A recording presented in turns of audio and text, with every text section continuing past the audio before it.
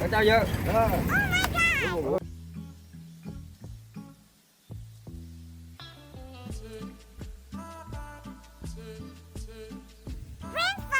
Con chào Việt Ai ơi. Trời ơi. Nhớ ơi. Nhanh lên quá nhờ. Dạ. Ở nhà đẹp nhá. Mẹ đây. Là sắp tới là ông có cái việc về quê. Đấy, cho nên là ông phải nhờ bố con ở đây trong trang trại cho ông tí. Dạ. Khoảng vài tuần ông vào. Dạ dạ. Sắp Đi tới chơi đi. Sắp tới ông về quê rồi. Dạ. Cho nên là ông giáo chìa khóa cho bố con một chìa khóa cổng này, Dạ. chìa khóa nhà này và Dạ. chìa khóa vườn. Vâng. Thì mong bố con ở nhà chăm sóc cho cái ô là một với hai này cả mù cho ông tốt đẹp thế nhá. Ông Dạ, dạ. sớm ông quay lại. Vâng, ông yên tâm ấy, nhà con đây chăm sóc cái vải ông. Rồi, ông đuôi mù ông này. Dạ.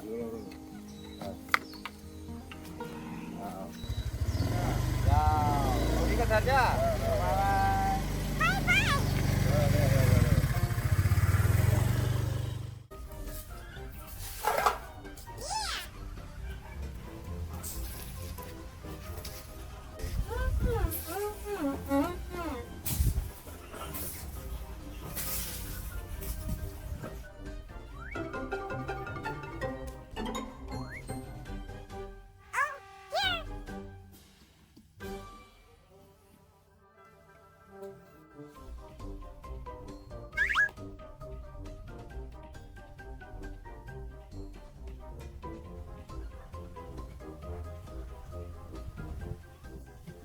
Bye bye. Được không?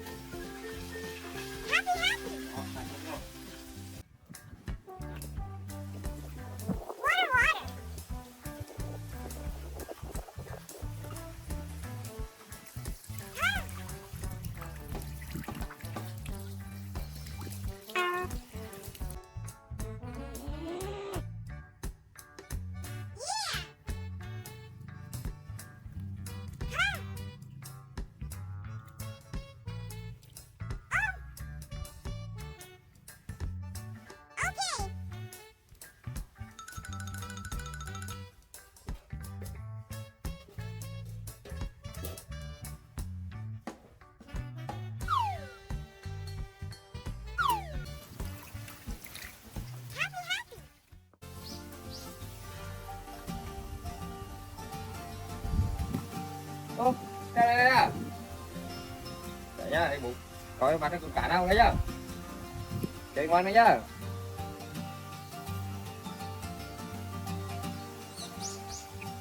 Chơi đồng ngoan đấy nhá.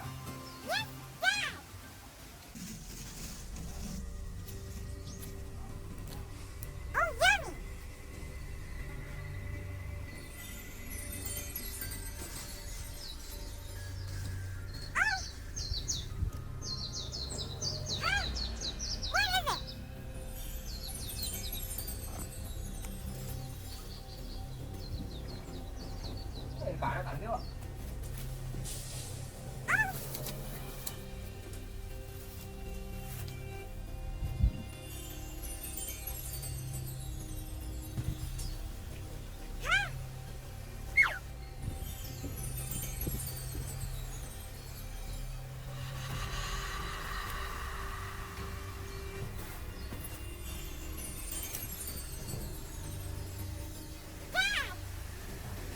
Ô, cái gì này kêu? Con lấy cái này đâu ra kêu? Hả? Con lấy đâu ra đấy? Cái gì nhỉ? Sáng thế. Cho lùi đất này. Con lấy đâu ra vậy kêu? Hả? Con lấy đâu ra đấy? Ô. Nó có cái đây nữa. Con lấy đâu đây mày? Ô, cái gì đây? Tôi sao nào? Ôn lúc cái này đâu ra vậy? Ô này kêu này. Ô. Cái này là cái gì nhỉ? Đúng tiền cổ ấy. Không có cái chìa khóa này. Ô. Ô nhiều nhỉ? Ôi bố có đấy nhỉ? Tí nữa bố trong này coi thế nào. À chà, yêu phát hiện đâu ra hay thế nhỉ? Cho con thấy đấy con. Ồ cái này ngon luôn nhá. Để tí bố vào bố rửa con thế nào nhá. Nào. Đúng giỏi nhá. Cột lại cẩn thận cho nó rơi mất đi. Mà tháo ông về đưa cho ông kiểm tra thử thiếu nhá. Nào, vô. Vào đây. Rồi đi vào này nhá.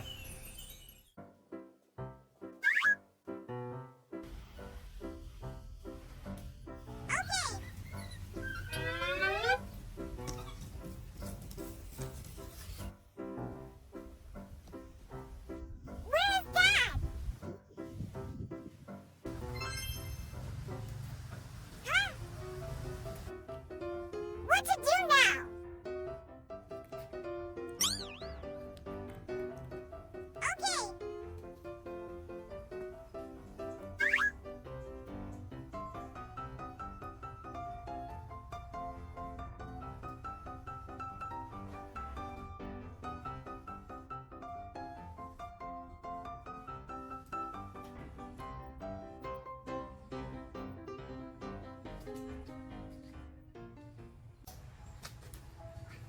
Nào đưa đồ ra cho con. Con treo đấy hả? Con có lấy nữa không? Nặng lắm có lấy đó đi chỗ đấy. Chạy chứ. Con thấy chưa? Chưa bố này. Chưa mang đồ ra đấy hả? Chưa bố hài nhá. Bố tiêm tháng cũng thấy đây. Bố thấy cái này chắc hài được đấy. Này, cái con heo này.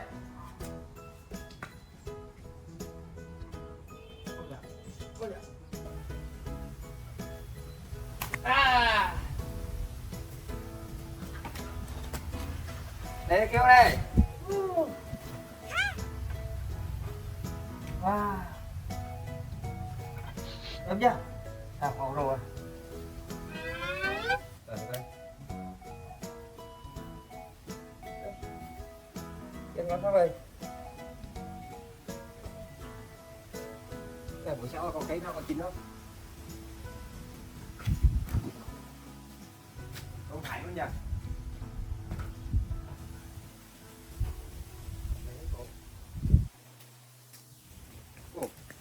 Và cái này cũng quả chín được kêu kìa. Đây. Ô chà.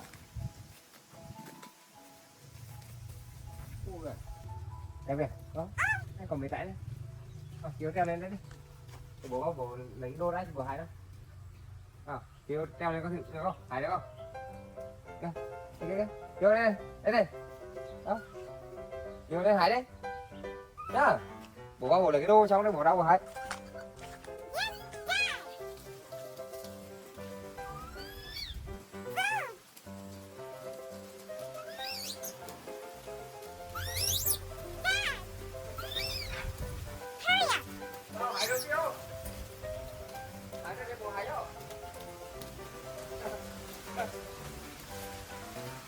Đi xuống đây, đi xuống đây. Ô. Bố Hải nhá. Ôi rồi, bà kêu dập rồi. Này chịu quá đâu, kêu.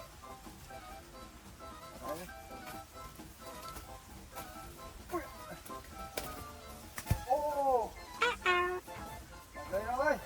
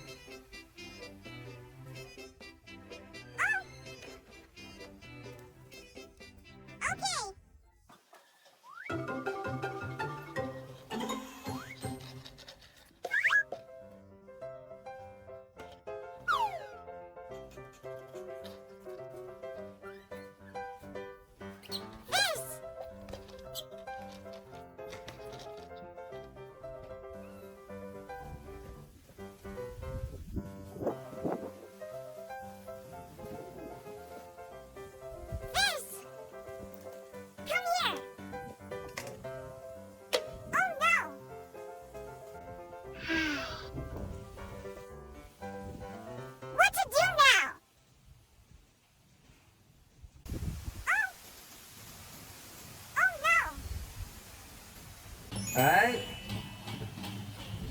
Rồi. Đây rồi.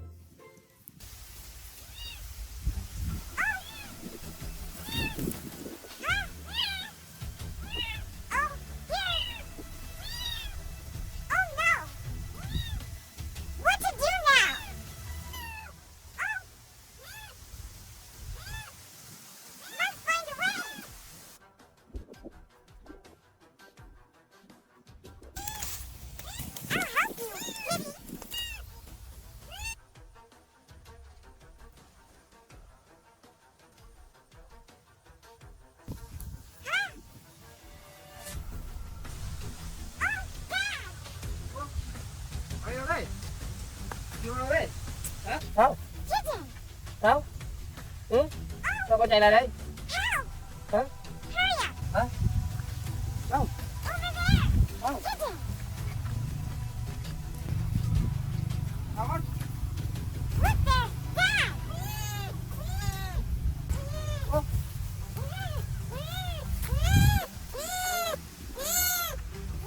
Ơi, sao còn mèo đây? Nhanh cứu. Đây, đây, đây. Vô.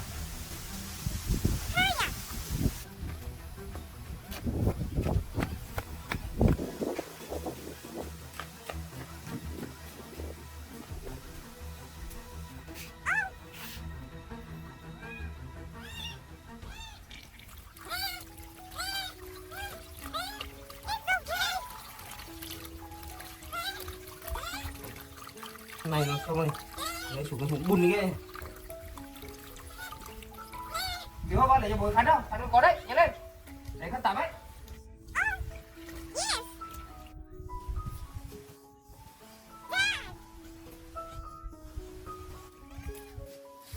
Ô nào, đây bố con. Rồi, con cứu rồi nha.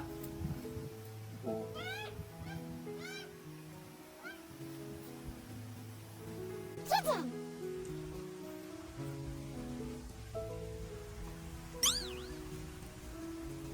Đây này, xem này, chú mèo này nó yếu lắm này, thấy chưa? Chắc ở đây nó bị rơi lâu lắm rồi.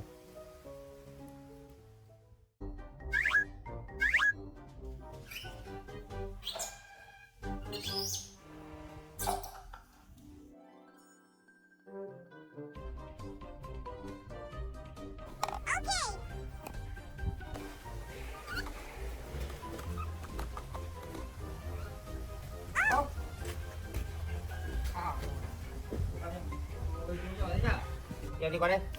Vô. Rồi. Này đây. À, đi qua đây.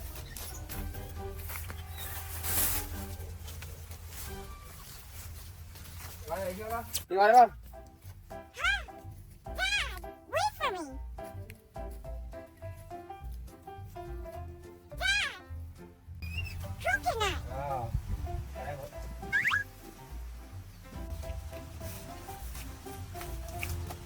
Để cắn đây nhá.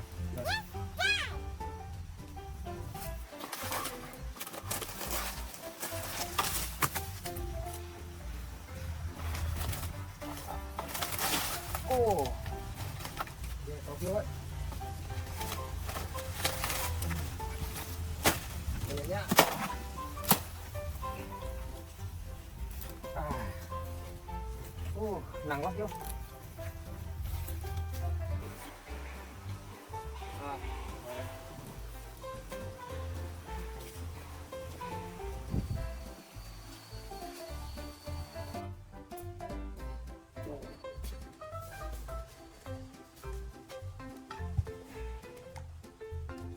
Đây coi nào. Quả dưa này to thế nhỉ? Đây. Coconut. Dưa này to thế nhỉ? Ừ? À, chặt để đọt được uống à? Cho một tí nhá. À, phải chặt. Rồi, đây chặt. Dạ.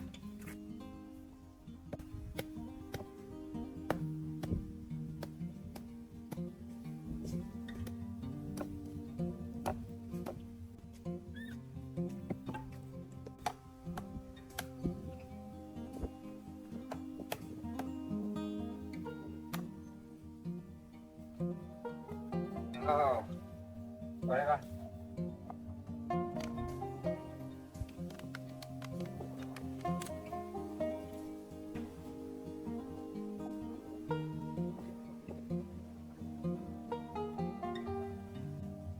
Wow. Nào, đi vào đâu?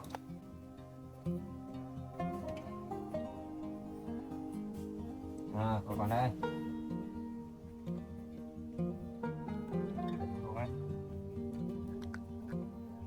Đó, ngồi nó rồi. À, ngọt đấy.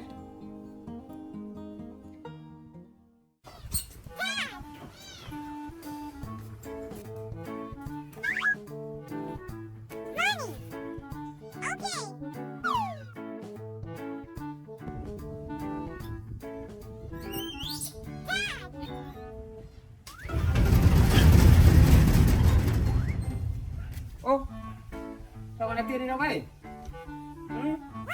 Học đi không? Ngồi đây. Làm tiền đi đâu thế? Đấy. Làm tiền đi bố làm gì? Làm tiền bố để mua sữa cho em mèo hả? Bố có tiền đây đấy mà. Tiền này là tiền của con để mua đồ chơi với mua quần áo nhá.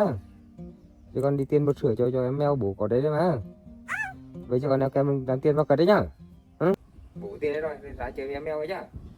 Bố đi mua đây mua sữa để bố về nhá. Đi vào đóng kia đi. Vào đóng kia. Đấy. Nhá. Vào đây để bố đi. Sao thế? Sao vậy con? Ừ? Sao thế? À, chà. Hay là con muốn đi mua sữa với bố? Đây thì bố chờ con đi nhá. Đây. Bố dẫn bố vào bố mặc đồ cho con nhá. Để bố dẫn con đi ngay chưa? À. Rồi, con.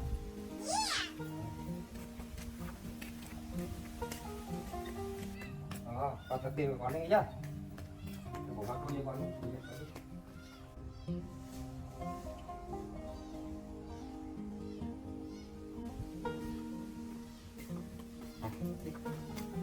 Đi đây nhá. Sữa.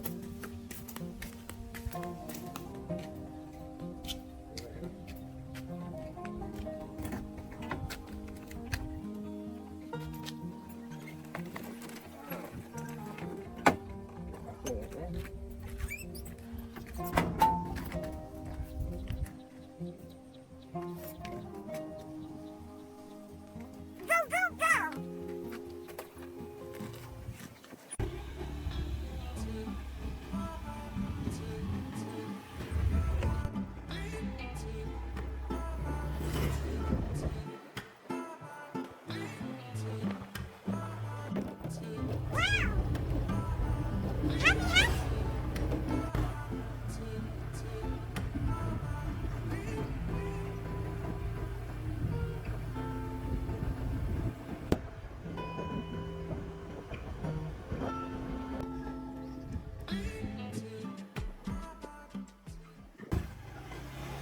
À, đấy rồi.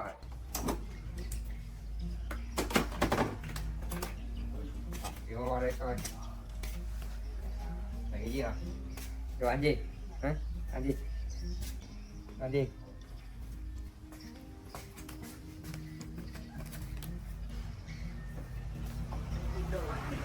Cái này nhá. Vô. Con được cái đâu? Cái này không? À, đều lấy trái cây nào. À, cái bánh mì kìa. À,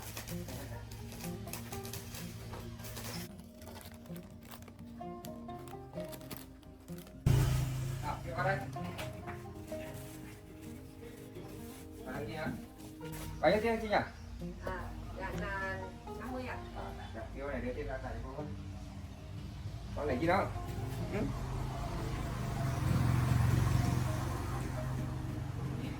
Đưa tiền vào cho cô. Nhá. Đưa vào cho cô. Xin nhá, xin em nào. Xin nhá.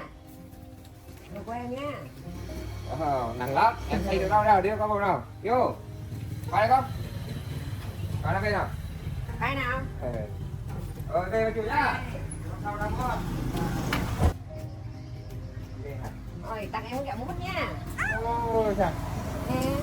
Cô cho kia. Cho Lấy em đấy. này. Cô cho đấy em lấy này. Cảm ơn cô nhá. Này, cầm đi. Cầm này. Cầm. Cầm với nhà ăn. Đấy. Ngoan nhá. Bắt tay, bắt Rồi, tay. rồi, rồi. À, ôi rồi theo luôn. Trời. Rồi, dễ thương ghê. Dễ thương nha, chị nha. Dễ thương ghê. Dạ. Đi về con. Đi về nào. Đi về đi bữa sau đang chơi Về nhá. nhá. Ôi dồi ôi, ngoan quá.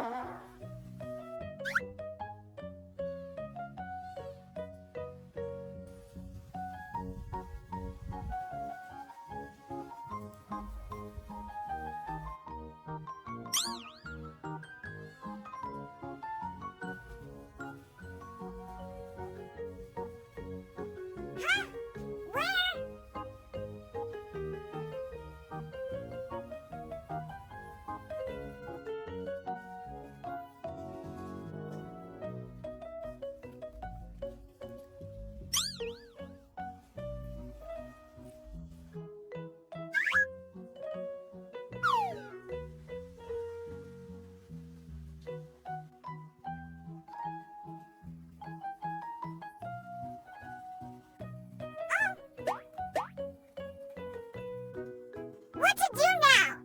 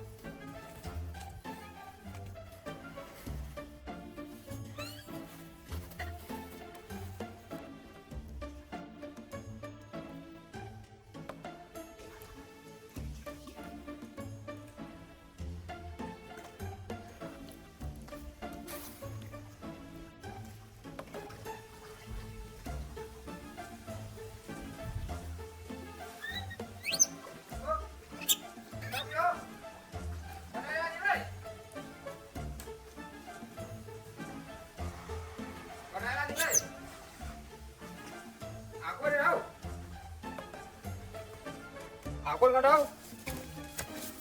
Con làm gì đây? Ô, con lại bìm bẩn này đâu, con y à? Con y sao dám bìm vào đây? Ừ? À, con không biết mất chỗ nào hả? Yêu, sao? Con biết mất chỗ nào à? Chả cái bẩn đấy này. Đấy. Bây giờ bố đưa con đi vào rồi địt cái nhá. Thay đồ ngay nhá. Áo con đâu? Ừ? Biết em không biết có chỗ nào vứt con đem ra đây cho bố à? Giỏi thế nhỉ?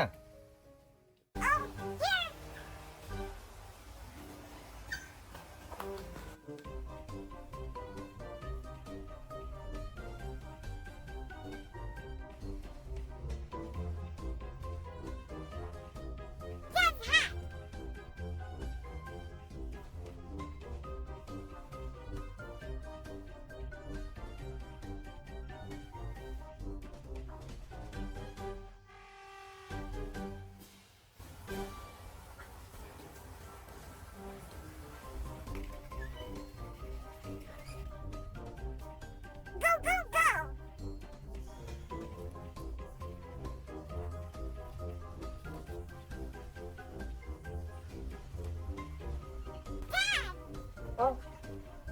Sao con? Sao đôi nón gì? Ô, trời ơi, chưa đưa nón ra cho bố hả? Bố cảm ơn nhá. Làm gì ở đây không? Hải rau à? Sao? Mèo nó rồi, mèo con nó rồi. Ngủ rồi hả? À, bố cảm ơn này. Nào con hải rau với bố nào. Trời ơi, giỏi thế. Nào con hải rau này. Bố gì hải rau này? Đây. Cầm vào thả vào đây bố, thả ra này. Thả ra, rồi thả ra, rồi, giỏi, thả ra. Giỏi quá nha. Con ơi. Let's go!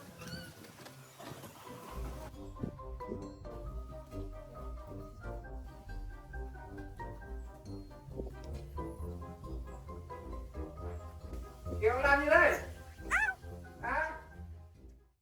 Trời ơi, cười giống đây.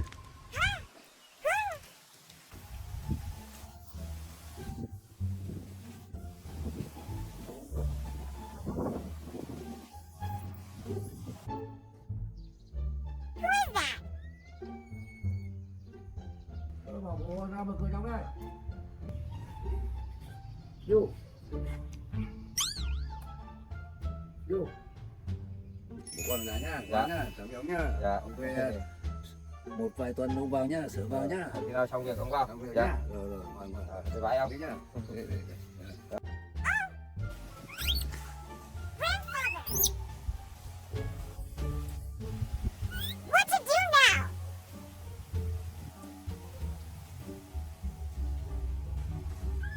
I will tell Dad right now.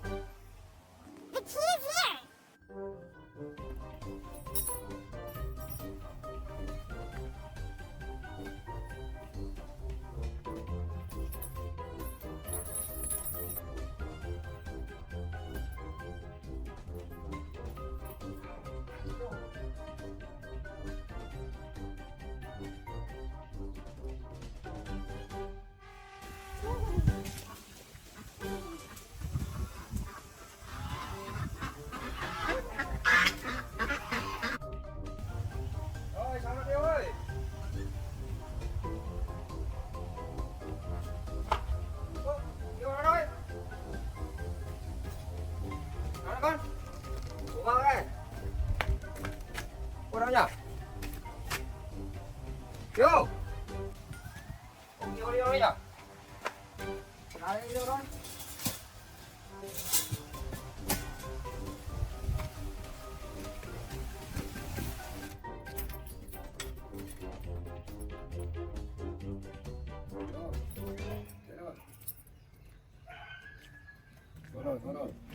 Ngon quá, ngon quá. Biết rồi, về cái yêu con quá rồi.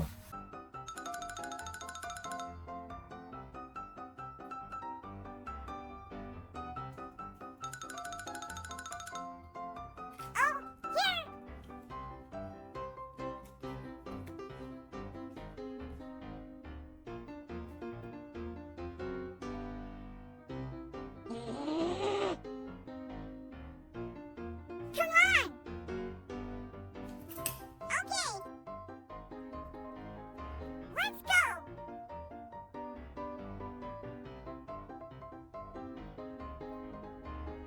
Oh my. Scratch it.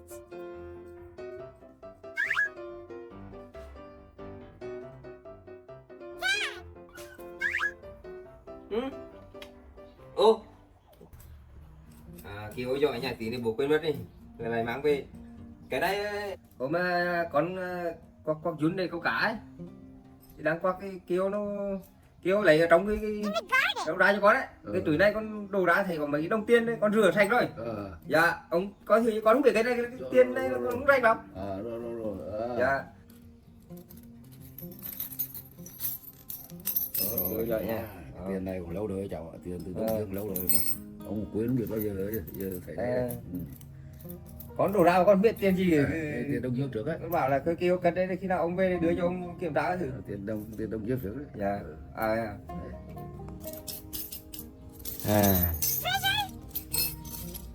Wow.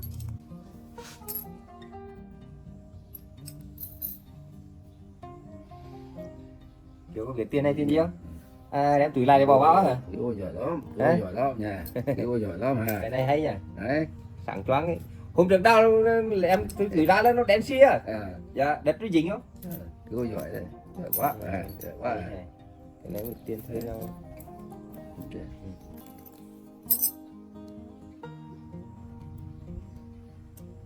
Đây.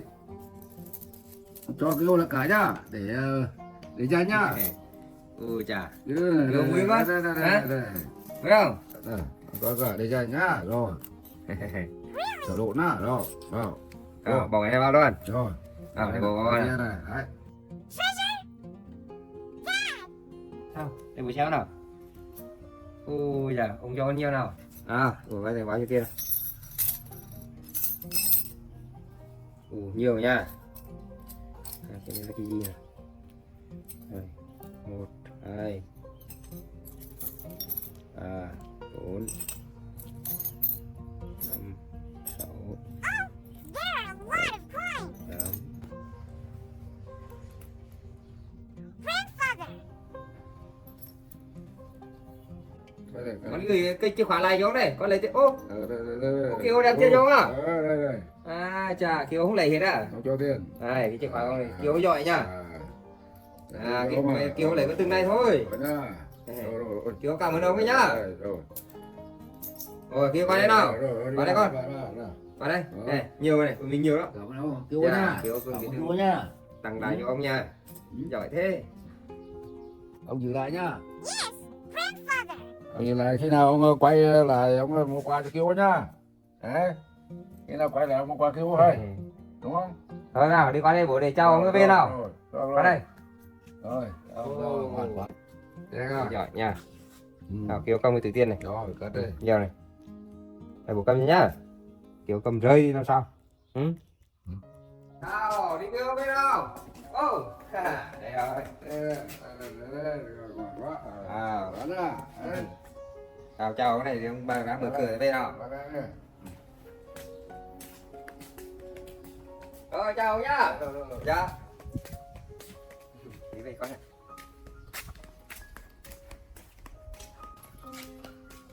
Rồi.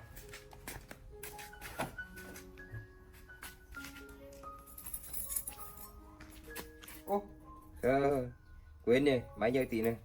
Cầm cái chìa khóa của ông về này. Này, Kiều cầm cái chìa khóa lại cho ông này. thì bộ đám một công viên nào con cho chụp ảnh cho ông nhá. Này con qua cho ông, đi qua cho ông đâu kia kìa.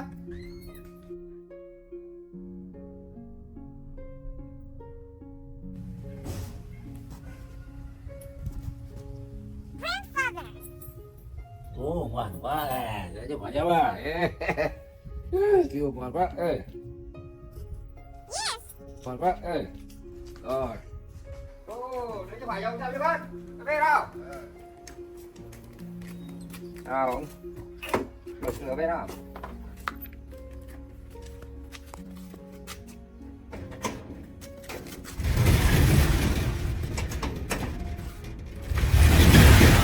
Kêu bông rồi. Chào ông đây. Bà con về khỏe mạnh nhá. Dạ, con với ông nhá. Thường lũ bình an nhá. Rồi, dạ, Kêu ngoan nhá. À. Rồi, chào ông. Dạ nhá. Dạ. Ừ, dạ. À, Ừ, nhá. Chào nhá. bye bye ông. Rồi, bye bye. Bye bye. Bye. Bye bye, bye bye. Chào. Bye bye. Chào ông. Chào. Rồi, có. Ngoan quá nhá. Rồi, đi về con. Rồi, con đeo nhá.